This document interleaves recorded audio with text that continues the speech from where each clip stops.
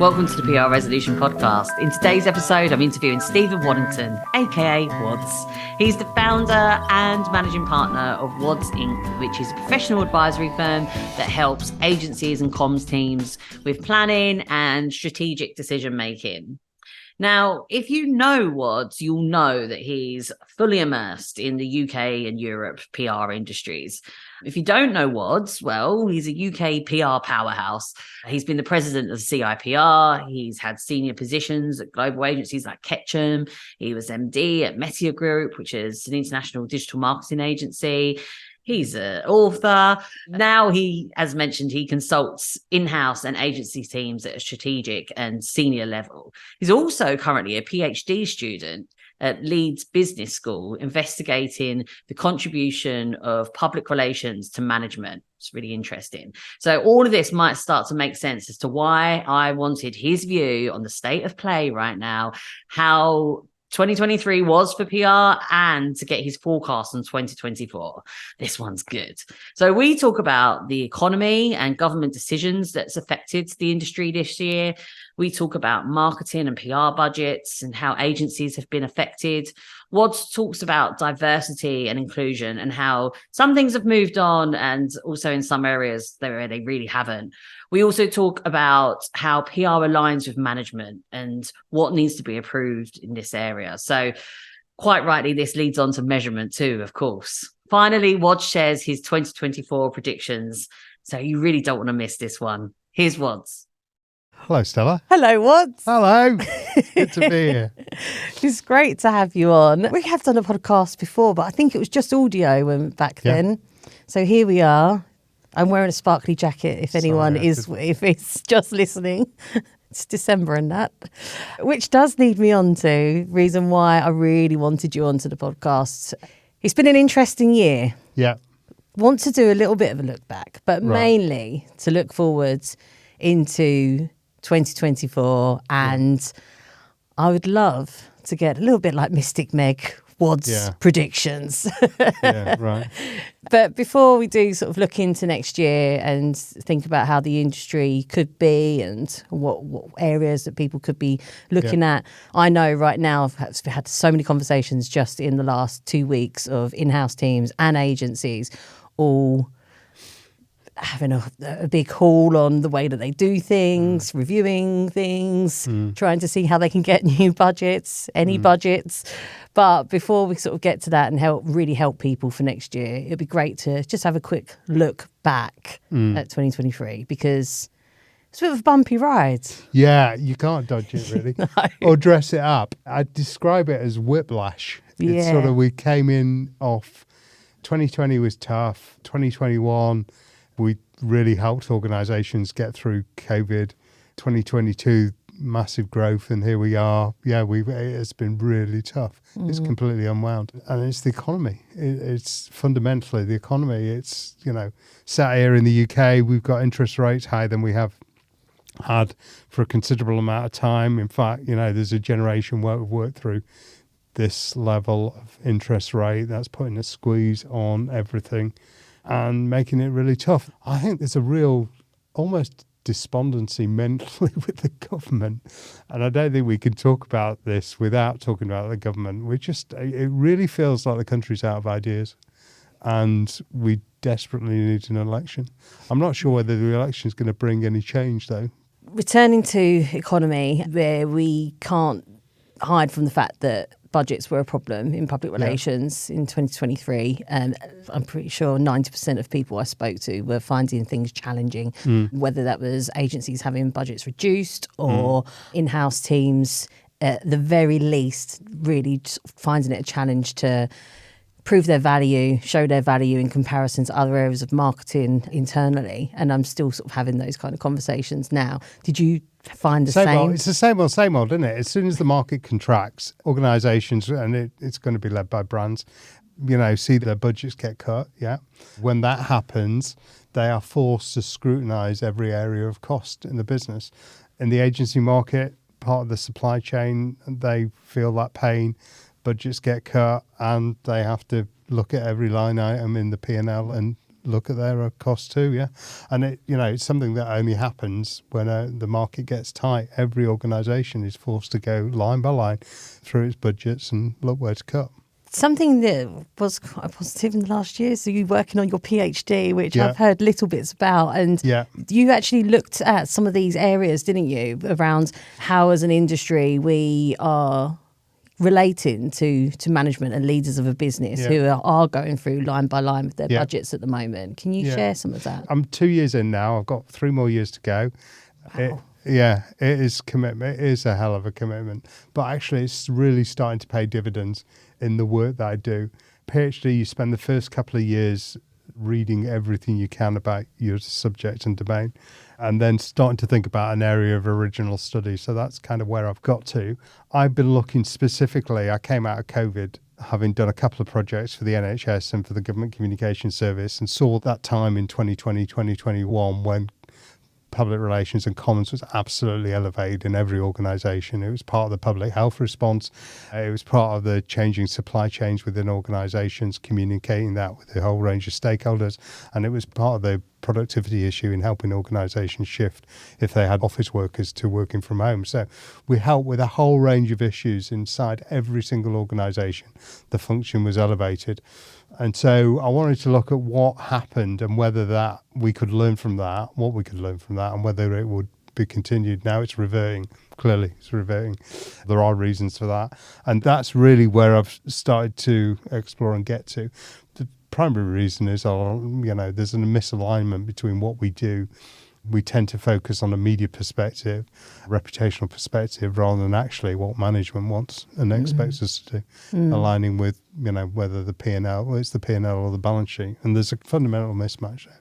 Do you think that is something that, I actually had a conversation in this room quite recently. It was 2 podcasts ago with Alistair from the CIPR about some research they had done.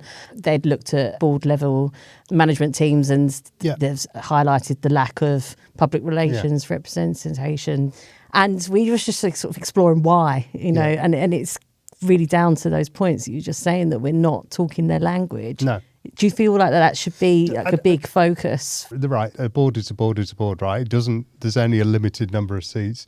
You can't have every function at the board, but public relations, you can make a good case that it should be, if not on the board, a part of an exec com. And in high functioning organisations, it is. And typically you'll have an informal relationship as well between the CEO, a very good informal relationship between the CEO and the most senior comms person, because the CEO will recognise they bring a relationship perspective to the organisation, and that's key. So in tackling COVID, massive public health emergency, there was a big risk to every organisation. Comms was elevated. Issues related to environmental, ESG, environmental society and governance, that has created another opportunity. AI has created another opportunity for us to step into this space. I have to say there's a related challenge in that a lot of practitioners just aren't very good at making that alignment and understanding the business context within which they operate. Within all of those areas, and just being able to connect. Yeah, so fundamentally understand what drives a business and how a business creates value for its shareholders, and it does it through its P&L and driving balance. And we need to align. We're hearing metrics already, align what we do, the outputs we deliver with that. Typically, we're often way off. Why do we think that we are way off in comparison to other areas of marketing? I don't honestly know. There's this great line. I've started to do some field work and in talking to senior people within organisations in big PLCs, FTSE 350s, and also people in the exec com role. And one thing I found is there's a mismatch between the expectations of what good looks like within comms and PR and what good looks like within management. So, we typically aren't qualified. We don't necessarily have the representation and the diversity that we should have. Mind you, a lot of elite professions don't either.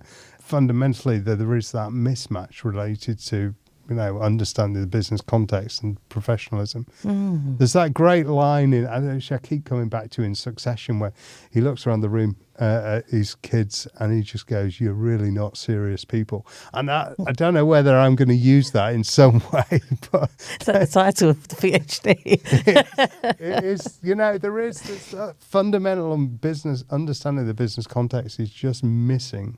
I know that you've been doing the PhD and you're sort of finding this, but is it some of the areas that you've been working on with any of your clients as well through Wadds? Wadding. No, professionalism is like a drumbeat of what has driven my career, I guess.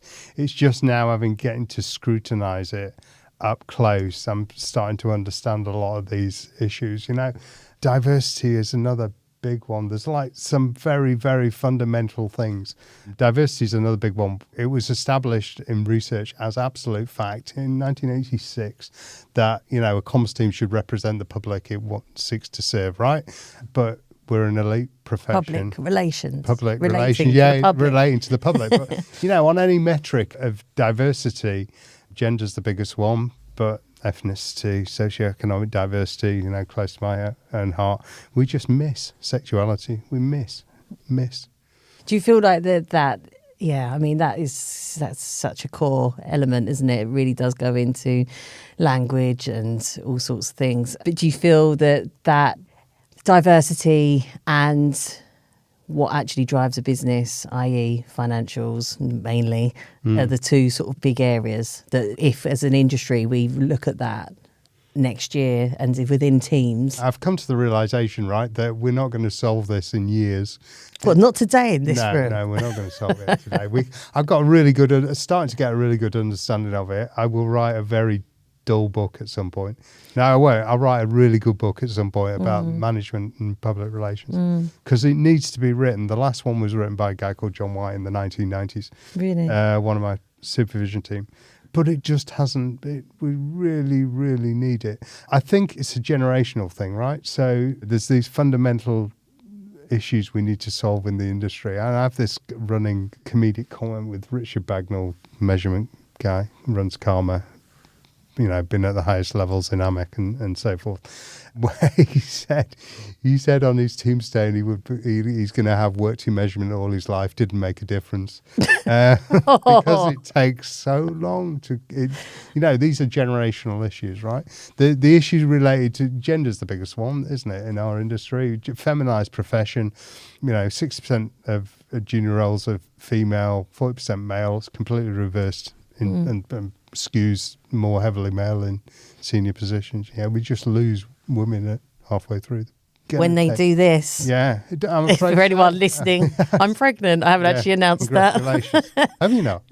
No, not officially. Well, there you go. That's something big maybe in 2024, right? It is, That's it. It is understandable. Just for the first time in my life, actually starting to really think about 20-year career and then not being in it. How does that work? Me coming back into it. Yeah, it is really interesting. Sarah Waddington and I created an intervention in 2020 with Socially Mobile. We're both from working class backgrounds. We both benefited from privilege at various stages during our career and had a significant leg up, and this is our attempt to help people. Sarah's spot has been across all the data related to this issue and spotted that there's two things happen. We have an issue with representation at entry level. So this is the thing, right? It just beggars belief because you get agency bosses and in-house teams saying, we've got a talent issue. The solution to that talent issue has to be diversity and it has to be developing our own talent, but we don't seem to. The numbers of completions for apprenticeships in the UK is 150, average about 150. I've been across this data. For a profession of 100,000 people, you're not even scratching the surface. We haven't got a degree of apprenticeship. It's ridiculous. These are things that could be easily solved if the industry put its attention to it. Back to Socially Mobile, we created this. So there's an entry-level problem. There's also a problem at mid-level when people make that progression from being a practitioner to being a manager, getting the management skills. So, Sarah identified that as an issue. We created Socially Mobile in 2020. hopefully this year. By the end, we're waiting for the results from the latest cohort, but I think we will graduate our 100th student from it. Our last cohort 5, we're looking at the data and sort of 20 odd students, 19 of which were mothers returning to work. I was about to say the ones who I've met and who are absolutely amazing, and I've spent time with from Socially Mobile, were mothers. And we were, it's suddenly, we wondered if we got a problem with our diversity data ourselves or got it wrong, but no, that's the situation in the industry. It's bad. This podcast is brought to you by Coverage Book, the tool that creates beautifully designed reports with credible metrics you can be proud of. Head to coveragebook.com for your free trial. I want to return to measurement. Right. Because I do feel like things have moved on a little bit this year. But it depends what circles you're in, because then and on who you're speaking to. Now, the AMEC Awards were very recently, and I've seen a couple of those case studies, and I'm like, that's great. Yeah. That's moved on. That's talking about outcomes of business and correlating it back to communications. But there's the AMEC Awards. And then I have other conversations with some people who are at the coalface of just trying to prove their coverage has done anything, and they're just, not moving on to that outcome. It does seem to be a really big gap between, the AMEC winners and then the rest of the industry. And so it does feel like next year really about sort of trying to bridge that gap and trying to make it more for all. I don't know. That's my perspective on where we're at. We know what good looks like. We've got exemplars of good, and you're right. AMEC's here, and Jenna Burke and the team at AMEC do an incredible job. Work really hard. Very, very good example. I had a chat this afternoon with Carl Mason, who leads data analytics team at Shell, and they're doing incredible work supplying insights to the business at various levels related to things, everything from reputation through to decarbonisation of business units and so forth, and that isn't public relations, that's management strategy. And so we have the exemplars. We've got Richard Begnall and the team at Karma and all the great work they do. But you're right, it's about democratizing that. We know what good looks like, democratizing that and getting that out, that work out, and the exemplars out to as many people as possible. How do you think that is best for people to be learning from those great examples and actually do you know what? You've got to do the work. Yeah. There comes a point where, and this is what I realised, I've become a bit pious and boring, having gone back to school and studied, but I think you have to do the work. The people that go through the Socially Mobile programme, have demonstrated a commitment to improve their practice and learn, and that's what you have to do. Again, related to professionalism, where we started, we're a profession of 100,000 people. The latest data I saw from PR Academy estimates that 15 to 20,000 people have actually got some sort of professional qualification. It's less than a fifth. I'm afraid you've just got to do the work. Yeah. You're not serious people. That is the name of the title for this podcast, isn't it? Do you think that needs to come down to the individual? I know it's individuals who mainly put themselves forward for Socially Mobile, but I mean, it's been interesting. I've really started to take the time to look at the differences in the conversations I'm having with in-house teams and agencies, and then seeing where it does come from, because I sometimes hear from agencies as well, it's our clients, they're demanding these types of inflated reach metrics. They said they need them, and they said that they need AVE, and yet I speak to some in-house teams saying, no, we really need some outcome data, we really need some better measurement, and it's the agencies that are left behind. What organisation isn't going to say, if you can attribute pound spent with pound outcome, what function isn't going to say, no, that's a bad idea, don't do that, we'll just count the stuff, count the press clippings, count the reach. It's just, no, it's bullshit. So do you think that it does need to be down to individuals, PR, if you're a PR practitioner, that's the problem though, isn't it? We have collective responsibility as a practice to advance. We have some structural systemic issues that are generational issues that aren't going to be fixed overnight, that, take time, and professionalism and training is one of them. When you hear agency and you see it, there's a circular article comes up every quarter in PR Week about the talent shortage. You can guarantee it, once a quarter, talent shortage. Some CEO of an agency will be bemoaning the lack of talent. And it's an issue, but you've got a collective responsibility to help contribute to develop your own talent. I've met some of the graduates from Socially Mobile and have been amazing, and I know some of the improvements that they've had in their careers and jobs that they've now secured off the back of it. What areas are they improving in? I've been involved in some of the measurement conversations with those guys, but what else are they looking at? So it's a 10-week course. The first 7 components are compulsory. They cover every aspect of management. There's a session that Sarah leads right up front from core skills. You then go into financial management. There's a section on creativity and aligning creativity with business outcomes. Financial management, I've covered performance, managing people. That's an often a thing, right? You spend 5 or 6 years in a functional role and suddenly you become a manager and you're expected to manage people, never ever having any education or training in personal development or performance management, or how you have the difficult conversation with someone when they're not performing, how you deal with issues like that and create a high performance team. So there's those that culminates in week 7. Kate Hartley and the team at Polpeo run a live crisis session. So there's an issue and crisis week. And then there's the last 3 sessions, the cohort choose together what to do. And so they choose from 5, I think, and topics include change management, building your own business, which I teach, building a better organisation, John Brown teaches. It's so true. It is that stage of your career where it's suddenly the whole role changes. Everything you've learned is almost irrelevant because you're dealing with people that you're managing. It's such a big change. That you don't get access to naturally, especially if you're from a diverse background necessarily, is you don't get a network. And so with each cohort, we're building a community of 20, 25 people. The cohort, they're working together. And then as they graduate, they become part of the larger alumni community. And so we are building a small army of people who are changing, who are all motivated actually to do better and change. Yeah, amazing. So that's been a real positive for the last few years. Positive. What else has been positive in 2023?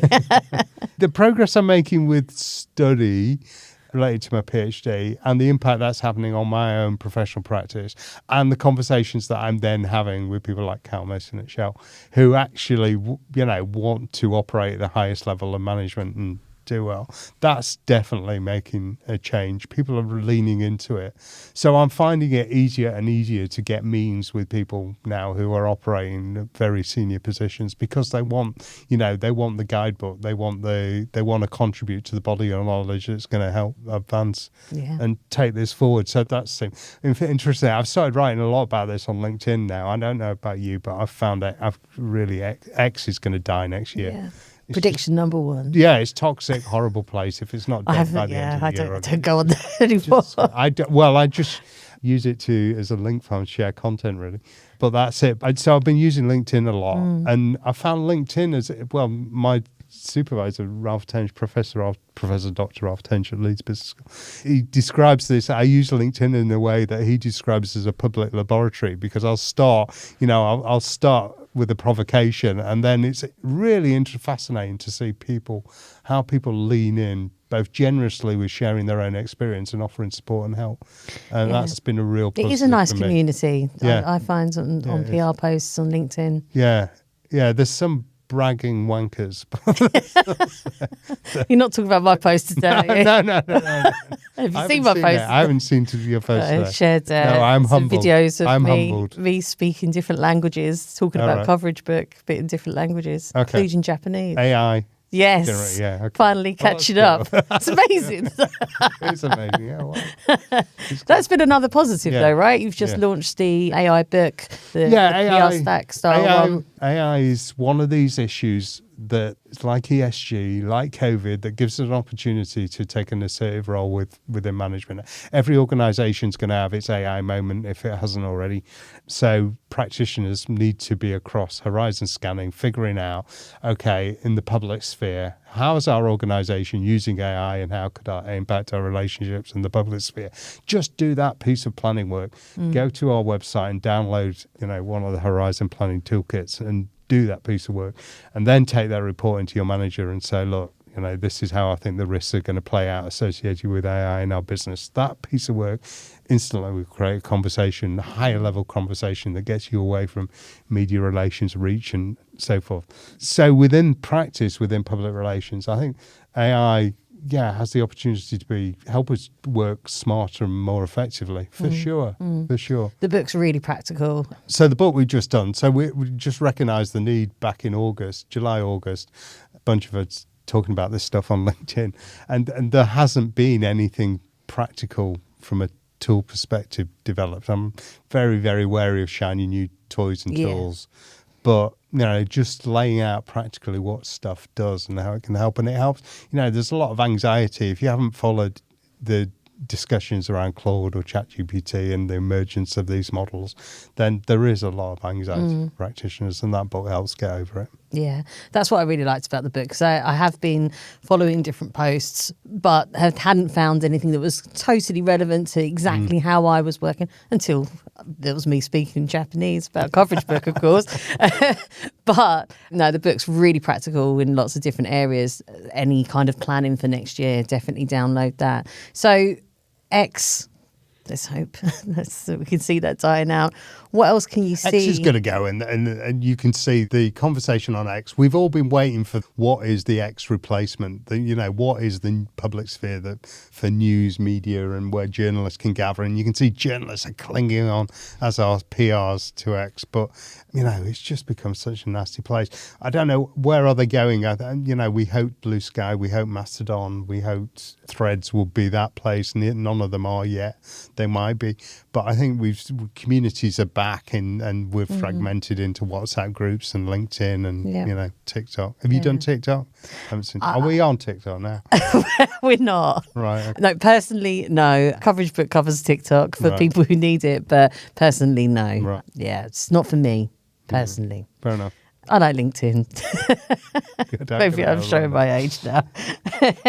Niche communities are the right place. What else could you see, sort of prediction-wise, but then also just actively, what should people be looking at next year? So we've covered AI, both from the impact on an organisation and practice. ESG, I think, is starting to be called out as a performative form of public relations and marketing, and so I'd encourage people to look at one. Actually, Nick Govier has joined our team from Blurred at Socially Mobile and teaching a class on this now, the link between purpose, ESG and organisational performance, and that level of transparency. I think that's going to be that tighter alignment with an organisational development, I think, is an important area. Sort of related to that, I think we're heading just the noise that's coming out of COP28 and the criticism of public relations practice now. The lobbying that's gone on around getting COP out to the UAE. Now, there's you can just feel the tension and bristling within industry media, Provoke, PR Week, but also, out on LinkedIn. It's all getting a bit feisty, and activists like Clean Creatives are doing a really good job in calling out bad practice. And the dissonance between an organisation claiming that it's aligning with purpose and ESG, and then it turns out it's lobbying for petrochemical. Yeah, so I think that tension is emerging. One to watch out for. As an organisation, what do you think people, and I'm going to start with agencies, what do you think agencies need to be focused on next year with differentiation? So the big thing is getting fit.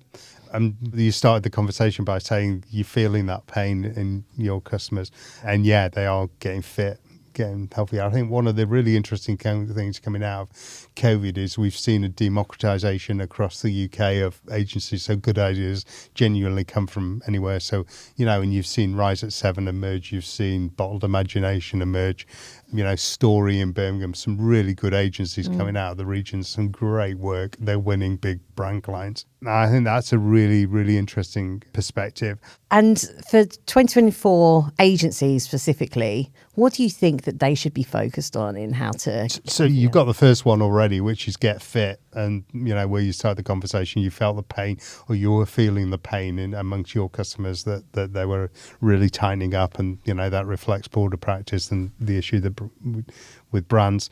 I think a really clear point of view and purpose. I think one of the really interesting things we've seen since COVID is some really strong propositions emerging from the regions.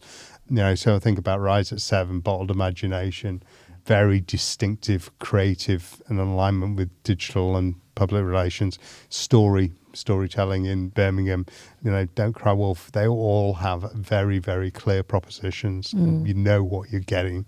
And, so they're differentiating themselves very, very clearly in the market. Yeah, I've seen the way that at least 2 of those report, and they are looking at business outcomes. Right. They are correlating their PR work to financials. Measurements. Good. Great. Thank you so much. Thank you. It's good to be back here. Yes. And maybe we'll do same time next year. See you then. Or bring the baby and we'll see how many of the predictions came true. All right. Thank you so much, Wadds. Thanks, Stella. Cheers.